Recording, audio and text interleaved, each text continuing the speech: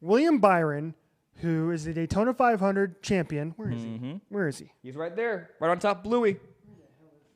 This is great. You know what the great part about not being on radio is we can do this because we can have dead air because we're on video only. Usually it's this is important though. Yeah. Okay. So this is here we go. That is William Boring Byron, ladies and gentlemen. He's a fixture of the Freak Nation here, right behind me, and usually Kenny.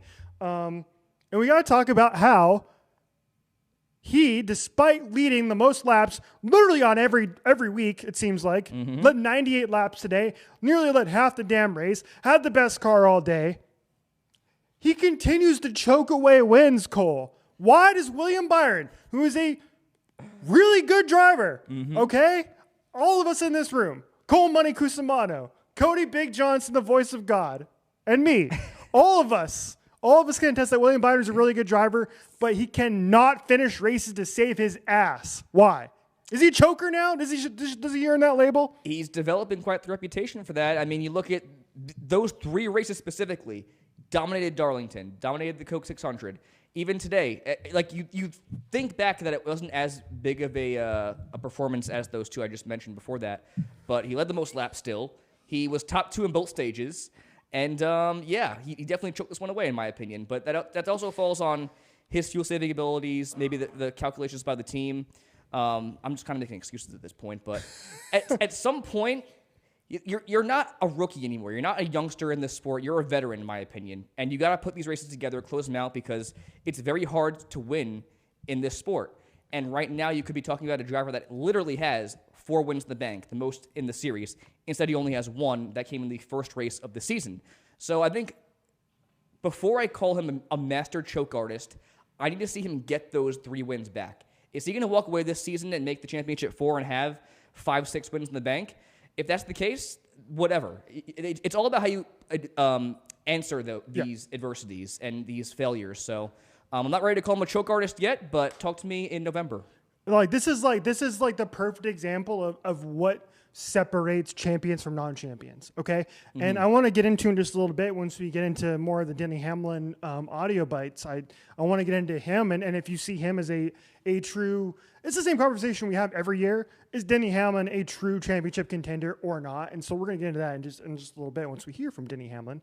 Just a moment here. SpeedFreaks, of course. I want to reset for the people here in the Lucas Oil Studios. In case you're just hanging out and joining us, thank you for. We're on YouTube only tonight, just the internet. So please, you are more than welcome to enter our chat, continue the conversation. I don't know about you, Cole, but I love the people in the chat. Oh yeah. I love going back and forth with them all the time. So keep those comments coming. We'll do our best to get to them all here across the next hour and a half of the show here this evening. Ricky Suave Flores, Cole Money Cusimano, Cody Big Johnson, the voice of God, is run the show this evening. So going back to William Byron, it's such a massive difference between what he does and what Joey Logano does. And I'm going to just a little tease. Stick around for our tier list coming up at about 8 o'clock tonight in the second hour. You're going to be surprised, ladies and gentlemen. But Joey Logano, we bring this up all the time. To me, he's the closer. Kevin Harvick used to be this way. Kevin Harvick used to be this way. On a lesser scale, though, in regards to Logano, obviously. Yeah. I mean, because Logano, he does it when it comes to championships. Kevin Harvick did it when he just won a lot of races that way, where he just knew how to win when it mattered at the end of races. And Joey Logano does that. When races matter, he did that a few weeks ago. When he had a chance to win, he went out and won the damn race. His season hasn't been all that great. He's still in the top 10 in overall points. But once that clock turns over to the playoffs, he's the closer. And he goes out and he wins races. And he's a champion for a reason. And William Byron doesn't have that in him to me. I don't know about that. Yeah. You look at his stats all season. He's leading basically every single category outside of the wins. I mean, he has the best average finish. He has the most top 10s, most top 5s. He's just been performing incredibly well. And I have my stats here, actually. I'm going to go back to these real quick. So, best average finish. Only 3 finishes lower than 12th this season. Second most laps led, second most top 5s. So, in my opinion, William Byron has been the most consistently successful driver all season. He's had top 5 speed every single week, if not race contending speed outside of maybe 3 races. So, he's been the most consistent driver. But the problem is, Cole, that doesn't matter in this playoff format. It does not. Like, it does get you that extra. If you win the regular season championship, I think you get 15 extra points or something, and that really helped Tyler Reddick for sure make his way into the championship 4. But he's got to win, dude. He's got no, definitely. If he wants to win the championship, he's got to win, and he just, for whatever reason, isn't doing that right now. And and you listen to him, you go watch him after the race, right? He finished 28th because he ran out of fuel in his interview on Prime, and you can just look at him, and he looked like a defeated driver today. Yeah, he did. Definitely. And that's rightfully so. He doesn't have that killer instinct that Joey Logano does, right? Yeah, we're even like a Ryan Blaney. That's why we've seen them go back to back at Phoenix in the championship. So no, I definitely agree. Like, you got to find that different gear, that clutch gene essentially. Yeah. And it all has to come together too. Like the crew chief has to work well. The team pit road has to work well. So it's a team effort. But yeah, I totally get the closing aspect and finishing up these races off. And Blake brought that up too. We just were talking about the killer instinct. He said he just doesn't have that killer instinct. Great guy, just doesn't have. It's also like a little inexperienced too, because that's why Denny Hamlin won today. Obviously, yeah. Like one of the oldest drivers in the sport right now. He just took these guys to school.